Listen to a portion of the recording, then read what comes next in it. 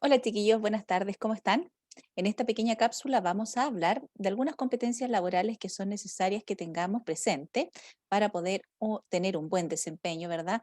Dentro de nuestros ambientes laborales, ya sea a nivel personal, a nivel de equipo, pero en general se habla de cierto tipo de competencias que son requeridas en todas las organizaciones para que los equipos de trabajo sean eficientes, sean productivos, sean más eficaces y mantengan armonía y un buen clima laboral.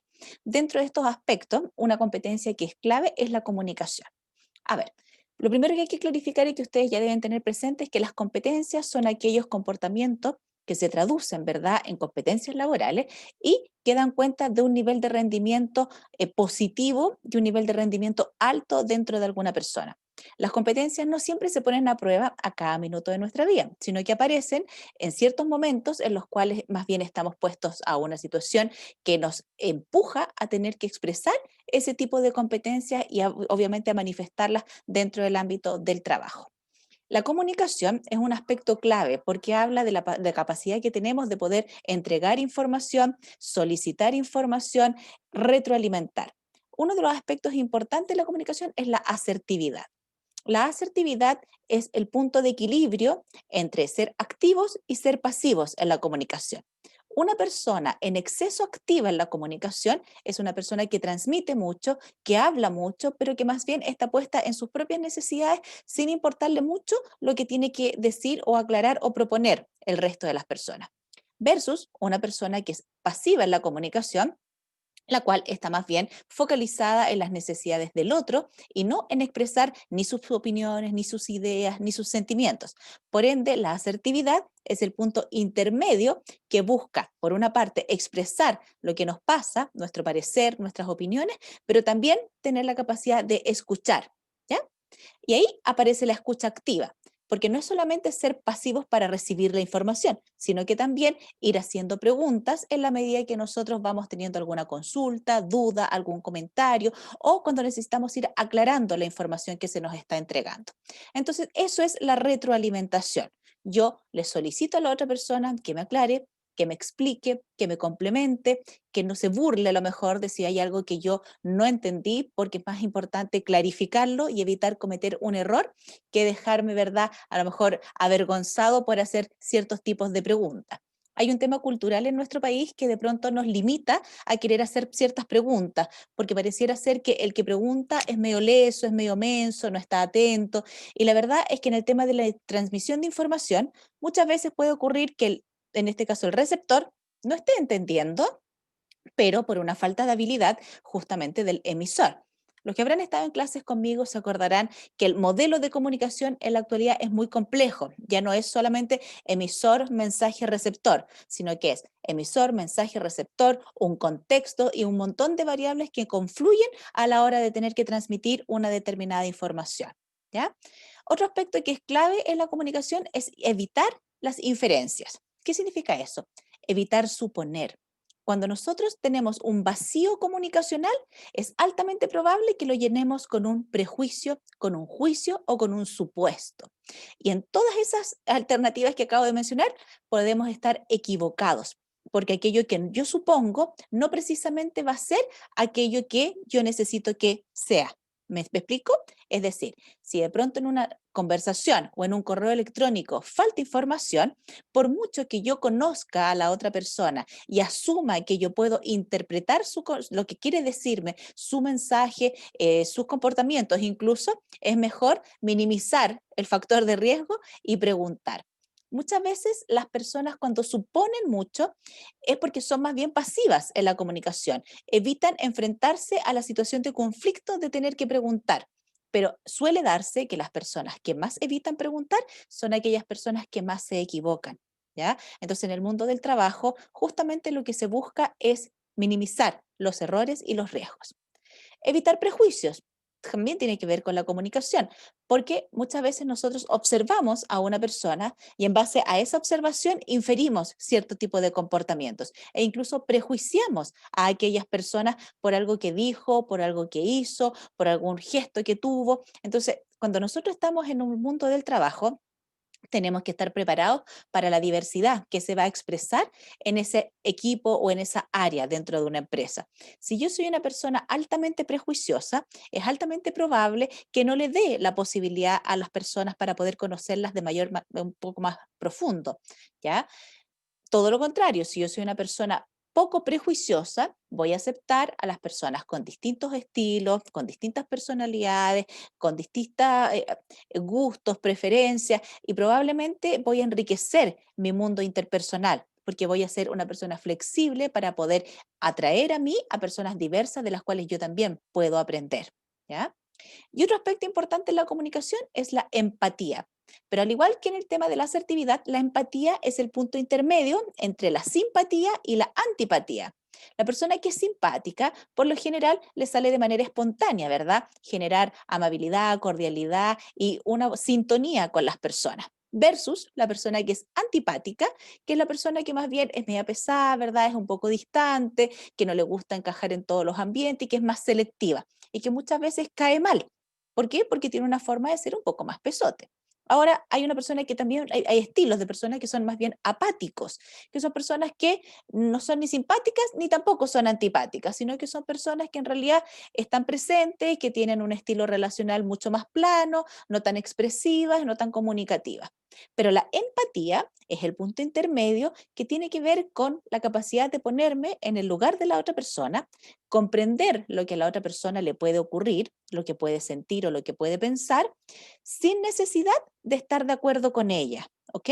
Es decir, yo puedo comprender un montón de cosas de los comportamientos de mi entorno, de mis compañeros de trabajo, pero no significa que yo voy a comportarme de la misma forma que ellos. Pero sí es importante que yo lo comprenda, porque a la medida que yo lo comprendo, yo lo humanizo. Ahora, ¿por qué decía que la empatía tiene ciertos límites? Porque nosotros podemos comprender muchas cosas de los comportamientos de nuestro entorno. No obstante, no todas van a ser tolerables, ¿ya? Yo puedo entender por qué una persona es mentirosa, pero eso no significa que yo acepte que me mienta, ¿ya? Entonces ahí yo establezco ciertos límites para poder marcar una distancia entre lo que es el comportamiento de la persona, mi comprensión y aquello que yo haría o no haría. ¿Ya? Suele darse en personas más bien maduras y con ya un esquema valórico más asentado, que logran distanciarse de esas personas que no entran dentro de su marco de comportamientos que son éticos y valóricos para ellos. O sea, no alcanzan ni siquiera a desarrollar la empatía porque en realidad se distancian y dejan de tener relación con ese tipo de personas.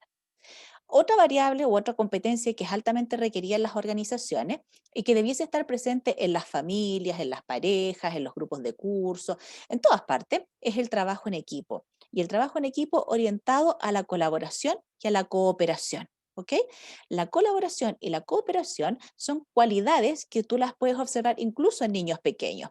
Alguien que desde pequeño es colaborador y es cooperador es una persona que cuando sea adulto y esté en el mundo del trabajo va a lograr insertarse y trabajar en equipo. Los equipos tienen fases, ¿ya? Cuando nosotros nos insertamos en un equipo de trabajo, o por ejemplo, somos todos nuevos en un grupo de trabajo, todos tenemos distintos estilos, distintos intereses, tenemos conocimientos complementarios, entonces vamos a pasar por fases en las cuales vamos a estar iniciando nuestra relación de trabajo. Después va a venir una fase en donde nos vamos a estar acomodando, va a haber una fase donde vamos a tener tormentas porque van a aparecer los primeros conflictos respecto de cosas que a lo mejor no estamos de acuerdo o que no nos parecen o que creemos que las podemos hacer de mejor forma. Vamos a transitar a una fase donde va a empezar nuevamente a reinar la armonía, porque ya nos vamos a empezar a acomodar, ya las asperezas de la etapa anterior las vamos a lograr superar, porque vamos a tener, obviamente, apelando al diálogo como un mecanismo de intervención para poder comprendernos. Y pasada ya la etapa de la armonía, ¿verdad? Llegamos nuevamente a una fase cero que suele darse en los equipos de trabajo que enfrentan proyectos, donde un proyecto tiene un punto de partida y un punto de término. Es decir, nos juntamos para enfrentar este tipo de proyecto y después el equipo se disuelve. ¿Ya? Ahora, cuando eso no ocurre dentro de una organización, nosotros también vamos a transitar por etapas, sobre todo cuando un miembro del equipo se va, cuando llegan personas nuevas, cuando nos cambian el jefe, cuando asumimos nuevas responsabilidades, el equipo va a estar en constante dinámica de cambio. Entonces tenemos que apelar a lo más importante que es la comunicación de base. Una característica que sí distingue a un equipo es que tiene un objetivo claro. Es decir, el objetivo es conocido y compartido por todos los miembros del grupo. Y eso es lo que nosotros cuando ingresamos al mundo de las organizaciones debiésemos también tener como elemento base, un objetivo común. Y que obviamente nos apunta a lograr metas comunes. Es decir, todos trabajamos en función de conseguir esas metas que son establecidas y definidas o por la organización o por el área de trabajo. Cuando formamos un equipo de 5, 6, 7 personas, por lo general el equipo tiene elementos complementarios, es decir, no todas las personas tienen el mismo puesto o el mismo cargo o las mismas funciones. Suele darse que son complementarias las actividades que cada uno tiene. Y ahí es donde toma mayor fuerza la comunicación y la colaboración. ¿A qué nos referimos con la colaboración en un trabajo complementario? Que si yo soy una persona que provee de información a un colega, tengo que entender los tiempos de respuesta míos y los del colega, la calidad de la información que le voy a entregar y, por supuesto, anticiparme a eventos en los cuales a ese colega yo no le pueda cumplir. ¿Por qué? Porque es importante que él también esté preparado para cualquier vicisitud que ocurra por la información que a lo mejor no le va a poder llegar para poder cumplir con un informe, con una presentación, con la entrega a algún cliente o a otra área, ¿ya? La disposición es clave y la disposición es tener una actitud que invita a participar, a resolver, a hacerte parte de algunas soluciones, de plantear ideas, opiniones, participar también de ellas. Entonces, en la medida que las personas tienen una buena disposición a hacer el trabajo, obviamente el equipo logra mejores resultados. Y ahí todo eso se engloba en los aspectos de la colaboración y la coordinación dentro de la empresa o dentro de ese equipo de trabajo. Sería ideal que dentro de una organización todos los grupos que conforman las distintas áreas de una empresa estimularan este tipo de dinámicas relacionales, porque es altamente probable que al haber puros subequipos o subáreas dentro de una organización que trabajan de manera cohesionada y colaborativa, eso también debiese dar entre áreas. Es curioso que en Chile se dé mucho la rivalidad, ¿ya? Entre áreas. Y suele darse porque justamente la competencia que vamos a hablar ahora es la que a veces media entre el éxito colaborativo o el fracaso colaborativo. ¿Y por qué? Porque los líderes son aquellas personas que deben guiar y encauzar las dinámicas relacionales para la consecución de los objetivos, ¿ya? Ahora, por ejemplo, el liderazgo es conocido y en muchas cosas está muy mal usado porque asume que la persona que es líder o que es jefe es aquel que es el responsable de generar motivación, entusiasmo, de velar por los resultados de un equipo. Pero ¿qué ocurre cuando a lo mejor el líder tiene todas esas cualidades, pero es el equipo el que no acompaña el logro de ciertos objetivos? Claro, ahí nosotros podríamos decir que a lo mejor hay un tema de armonía, hay un tema de equidad de ciertos temas, de monetario, de beneficio, lo que impacta directamente en la capacidad de reacción y de proactividad de las personas que trabajan en ese equipo. El rol del líder, hoy en día, desde la teoría más moderna, habla de una persona que está enfocada a encauzar, ¿verdad? Todas las energías de los distintos actores de ese equipo, siendo empático, como decíamos hace un ratito atrás, poniéndose en el lugar, comprendiendo, pero no justificando. Es una persona que es autoconsciente, que es capaz de identificar sus habilidades, sus debilidades, aquello que le gusta, aquello que desea potenciar. Pero ¿por qué es importante que sea autoconsciente? Porque en la medida que se reconoce y se conoce a sí mismo, es capaz de generar alianzas colaborativas con otros miembros del equipo. Es decir, si yo soy una persona que soy líder dentro de un equipo de trabajo en una organización y a lo mejor soy muy rígida y muy estructurada, y necesito tener un impacto positivo en mis colaboradores, voy a generar alianza con alguien del grupo que sea más cordial, que sea más simpático, que sea más cercano, pero que no es que sea más desordenado, pero sí que sea responsable, pero que complemente mi estilo más directivo o más rígido, ¿ya? Lo mismo puede ocurrir al revés. Muchas personas son muy orientadas como al foco, a la competencia técnica, al rendimiento. Entonces necesitan un complemento o un par, ¿cachai? Que los ayude a desarrollar habilidades o a complementar más que a desarrollar, que los ayude a llevar a la práctica habilidades relacionales con tal de generar mejor comunicación, mayor claridad de los objetivos, transmitir mejor la información. El líder hoy en día, aparte de ser autoconsciente y de ser empático, también debiese tener la cualidad de autorregularse, y eso enfocado al tema emocional. O sea, ser capaz de poder reconocer sus emociones, por muy complejas que sean, y manejarlas. Es decir, tengo rabia, estoy muy molesto, pero no por eso voy a patear el computador, le voy a pegar al asiento, le voy a pegar al escritorio. Veré la manera después de liberar esa tensión que genera la rabia, pero en el ámbito del trabajo no la puedo expresar como quisiera expresarla a lo mejor cuando estoy solo, ¿ok? Lo mismo pasa, por ejemplo, con el fracaso o con la sensación de tristeza. De repente hay veces en que las empresas estimulan proyectos y no funcionan, y es parte de la vida de que en un equipo de trabajo el grupo se desanime, se desmotive, sienta tristeza porque algo no funcionó, y más encima invirtieron demasiadas energías en eso y no fue lo que ellos esperaban. Pero debiesen aprender a regular esa emoción, en particular el líder, porque el líder es el que va, en la medida que se autorregula y se autoconoce, va a ir también regulando las emociones del grupo, ¿ya? Las va a ir canalizando, las va a ir matizando, las va a ir encauzando.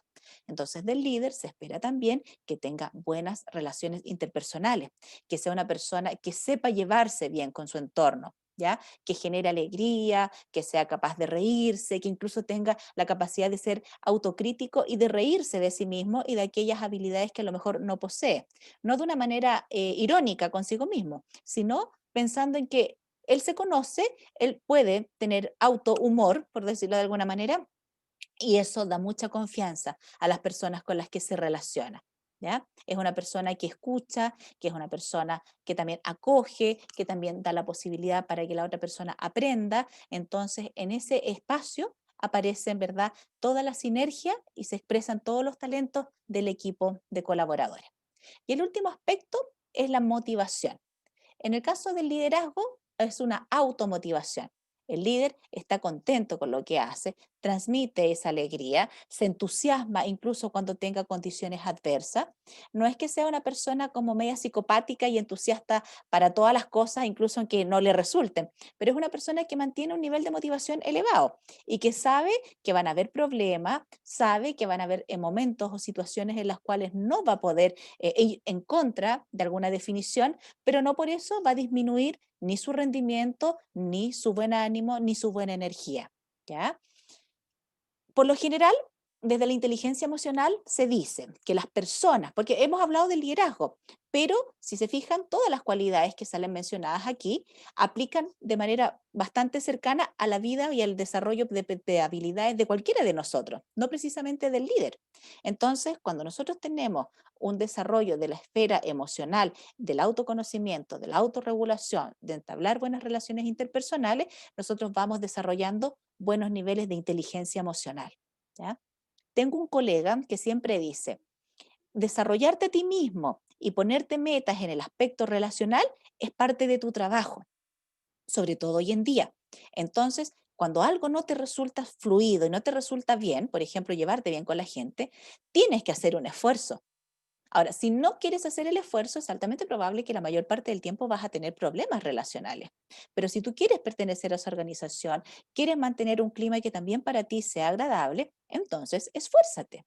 Ahora, ese esfuerzo no significa dejar de ser quien tú eres, porque a lo mejor no eres alguien altamente simpático y cercano a los colaboradores, pero sí esforzarte por mantener una buena comunicación y una fluidez apropiada en la forma de relacionarse.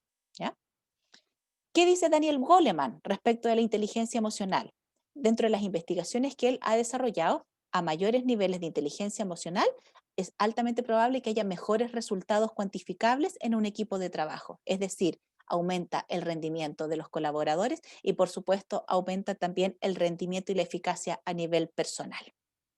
Ahora, si yo les pregunto a ustedes, ¿cómo están sus habilidades? ¿Mm? ¿Saben? ¿Las conocen? Bueno, eso lo vamos a revisar en la próxima cápsula que vamos a desarrollar.